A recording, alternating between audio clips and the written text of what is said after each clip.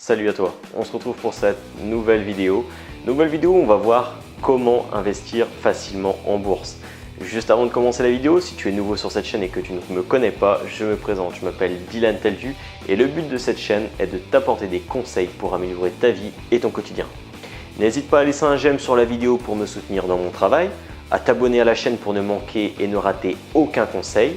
Pour ça, c'est très simple, tu as juste à cliquer en fait sur le petit bouton en bas à droite de ton écran. Et enfin, n'hésite pas à commenter la vidéo pour me dire si elle t'a plu et si elle t'a apporté des beaux conseils.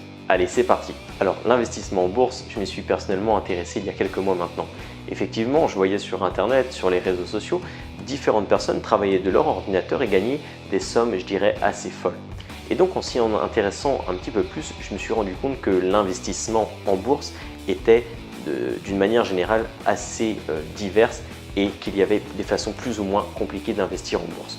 Je vais te présenter ici les différentes manières, trois différentes manières, de la plus compliquée à la plus simple pour que tu puisses avoir un aperçu de ce qu'il est possible de faire pour toi avec l'investissement en bourse et enfin éclaircir le sujet. Alors la première manière, je dirais que c'est le trading. Je dirais que c'est la façon la plus compliquée de gagner de l'argent en bourse.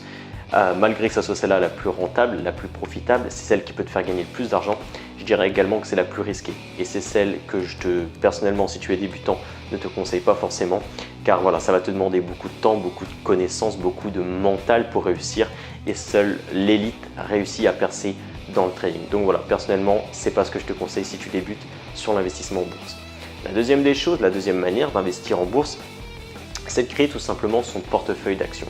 Encore une fois, je dirais que ça peut paraître relativement simple, mais il va falloir que tu choisisses telle ou telle entreprise, que tu choisisses entre des actions ou des obligations, que tu choisisses des entreprises par secteur d'activité, par pays, etc., etc. Donc tu vois, ça demande comme certaines connaissances. Il va falloir également que tu saches quand acheter, quand vendre, que tu analyses les entreprises, que tu fasses l'exercice comptable ou certains calculs pour voir si l'entreprise est périn ou pas, si dans le futur elle risque ou non de bien fonctionner et d'avoir des hauts rendements, etc., etc. Enfin bref, c'est, je dirais, assez compliqué et le temps est consacré aussi assez important. Je dirais que les rendements sur ce type d'investissement-là et en investissant de cette façon-là peuvent être plus élevés que la moyenne. Cependant, sur une moyenne de 20 ans, 90% des investisseurs feront moins bien que la moyenne des indices boursiers. Un indice boursier, qu'est-ce que c'est? C'est tout simplement le CAC 40 avec les 40 plus grandes entreprises de France, le Dow Jones 500 avec les 500 plus grandes entreprises américaines, etc., etc. Donc voilà, sur 20 ans, 90% des investisseurs feront moins bien que cet indice de référence-là. Et on en vient du coup à la troisième façon d'investir en bourse et c'est, je te dirais, d'investir dans des ETF. Un ETF, qu'est-ce que c'est?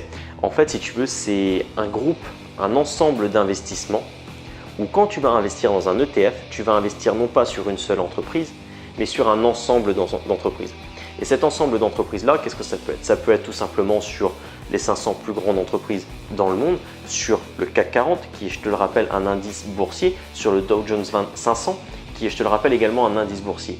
Et si tu te rappelles ce que je t'ai dit il y a quelques minutes maintenant, quelques secondes, c'est que 90% des investisseurs qui investissent en créant leur propre portefeuille faisaient moins bien que ces indices boursiers-là.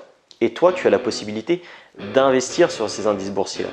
Alors, tu auras la possibilité, en investissant de cette façon-là, de faire mieux que 90% des seconds investisseurs. Donc voilà. En plus de cela, l'investissement dans les ETF demande seulement quelques minutes par mois pour être mis en place, contrairement à plusieurs heures par mois pour le second type d'investissement et plusieurs heures par jour pour le premier type d'investissement et le trading. Voilà, encore une fois, maintenant tu en sais un petit peu plus par rapport à l'investissement en bourse. Je t'ai pris l'ordre du plus compliqué au plus simple. Si tu débutes, clairement, je te conseille d'investir en ETF. Maintenant, c'est à toi de savoir ce que tu as à faire.